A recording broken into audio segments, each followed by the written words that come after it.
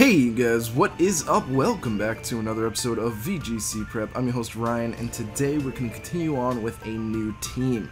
So this team was actually partially inspired by Hidden Power Dark, who's a sub. He suggested Mega Audino, and I wasn't sure at first, but I had been using Golurk recently, and I really liked Golurk, and I realized that Golurk and Mega Audino are actually really good partners together, because they both kind of resist each other's weaknesses, outside of Steel for Mega Audino. But you know, Audino resists Dark, is immune to Ghost, so that's pretty nice. So I figured that would work. So I built a team around Mega Audino and Golurk, and it's gonna be Trick Room, of course. But I kind of figured, you know, maybe because I brought in Jellison, because Jellison works really well, like I said, with Mega Audino. You know, they kind of resist each other's things. So I figured, you know what, sometimes I'm not going to want to use Mega Audino, so I decided to bring Mega Camera up. I needed a fire type anyway, so it just kind of made sense to me. So I brought Mega Camera up in. I don't know what I'm going to be using. We're going to be battling on Special, as you can see, because I built this team for Special. It's built around the Special rule set. So I just wanted to make sure it works there, and yeah. But yeah, so this team uses some pretty used stuff, like, you know, Ferrothorn and Togekiss and Jellison. But then you've got Mega Audino, you got Mega Camera, two people for some reason don't use, I don't know why they don't, and Golurk. So let's look at this opponent's team. It looks like we've got a Gastrodon Mienshao, Manectric, Thunderous, whoa, that's not right. Oh man, what is this thing even called? Tornadus, that's right, but it's in its Therian form. We've got Sableye and we've got Chestnut. So I think, I don't see Camera being too useful, because Togekiss covers everything that it would cover, plus, you know, I want to bring Golurk, so I'm going to go, Audino, Golurk. We're going to bring Togekiss, like I said, because it actually has really good coverage against this team. And the Manectric kind of worries me a bit. I mean, if I have Golurk out, that's not too bad. Plus, this is a Salt Vest Golurk, so it should be able to handle Manectric really well. I guess yeah, maybe Ferrothorn might be the best option there. It'll help us a little bit. We don't really have anything for Tornadus. I never really imagined a Tornadus showing up, you know? But like I said in the last week, because they go by weeks, what we're going to be doing for videos is we're going to try and keep them under 15 minutes. So if we get a battle that ends around, let's say, whatchamacallit, if it ends around, you know, 10 minutes, the first battle, we're just going to do one battle. Less than 10 minutes, you know, around like 8 minutes or so, we'll get another battle in, because I want to keep episodes to around 15 minutes. Alright, so we saw a Mienshao and a Manectric. Now, we're pretty sure that the Manectric is going to Mega Evolve. So what I think might be my best option here is to Mega Evolve with my Audino and go for Trick Room, just in case he decides to maybe just go for a High Jump Kick or something like that instead of Fake Out. I'm going to go for Earthquake. Earthquake's going to do damage. I'm going to just try and hope my Audino doesn't get hurt too bad. We will see the Mega Evolution on the Manectric, which is what I was expecting. So we will get a -1, but Golurk has a 124 attack, I believe. So it's not a horrible loss. You know, 124 is not the best in the world. It's still pretty good. It does do damage, and I think you'll see a video on Tuesday of Golurk. Just had to look at my calendar of Golurk. You know, kind of really pushing it there. So we're gonna see a double into the Audino. Not gonna do too much damage. We are gonna get that Earthquake off. How much is that gonna do? Oh, that's gonna do a lot to my Audino. We crit my Audino. That is not good at all. So actually, I'm gonna have to switch out my Audino here. I'm gonna go into the Togekiss. He really can't touch me with his Pokemon here, so I'm just gonna go for another Earthquake.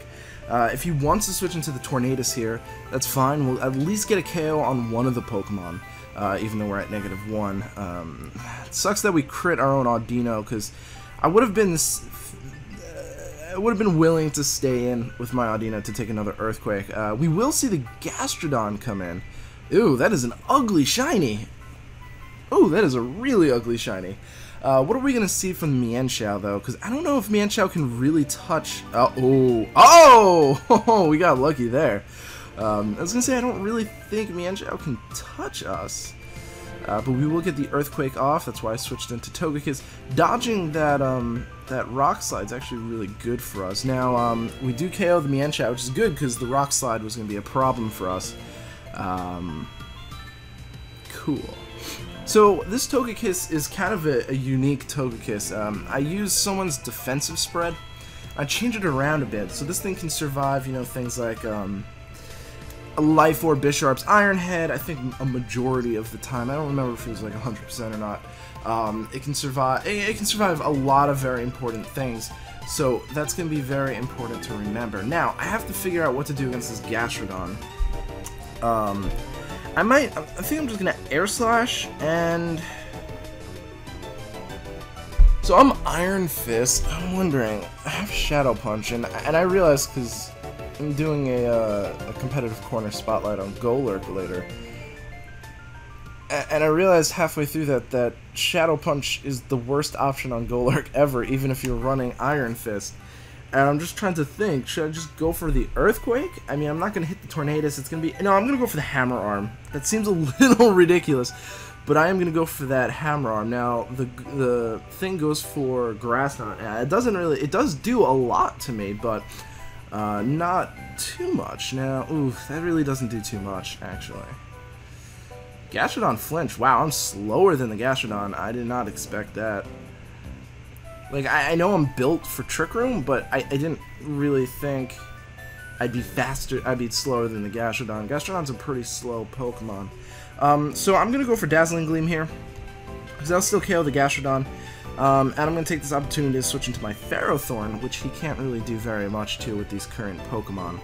Because I want to keep Golurk around, especially since if we KO the Gastrodon here, he's going to be bringing in the Manectric. So, it's going to be pretty important for me. So, Gastrodon actually goes for Protect here. I'm cool with that. I'm cool with that. We're going to see the Heat Wave. Wow, that was a good prediction. That was a damn good prediction. It was actually a really good play. I didn't even know this. I've never seen a Tornadus before. How am I supposed to know it has things like Heat Wave? So... I'm going to have to Protect here. He's probably going to go for another that. I'm going to go for another Dazzling Gleam.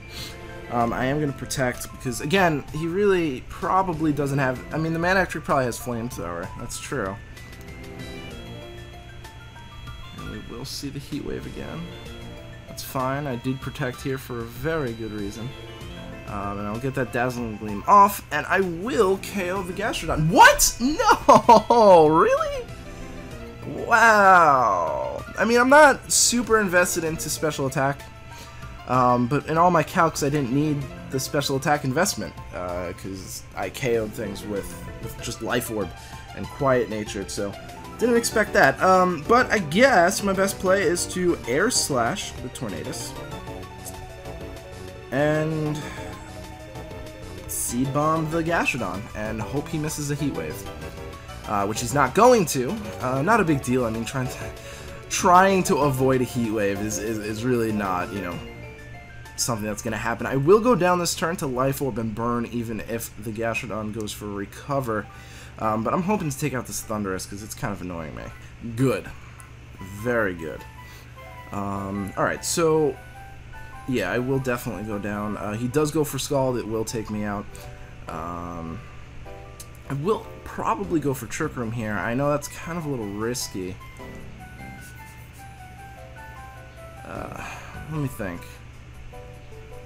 So this Audino has no attacks, which seems a little ridiculous, but it's not actually that bad, because I have Magic Coat to bounce Taunt back. So I'm trying to think. Obviously, you know, if I just Protect here and he just doubles into my Audino, that's game over right there. But, if I really want to think about it, is he really going to double into the Audino? I mean, Audino's not a threat. I don't think he is, so I'm going to go for Trick Room. I'm going to protect with... Oh, I don't have protect. That's right. Okay. I guess in that case, I will hammer arm the Gastrodon. I don't have protect because I'm Assault Vest. That's a good play. That's good. That's right. That's right. It doesn't matter. I will lose here anyway because he will get me, and that was 10 minutes, so that's going to be one episode. But, yeah, we got outplayed there. We got outplayed. I didn't, he made a lot of really solid predictions there, switching in on the, I don't know why, like, Heat Wave would not have taken out my Golurk. So it's kind of surprising that he went for Heat Wave. But I guess he predicted the Ferrothorn to come in because I'd switch out. Not the best, but this is the first battle that I've had with this team, so... Not the worst, not the worst. It could have gone a lot worse. So thank you guys so much for watching. I really do appreciate it, and I hope to see you guys at the next episode. Peace.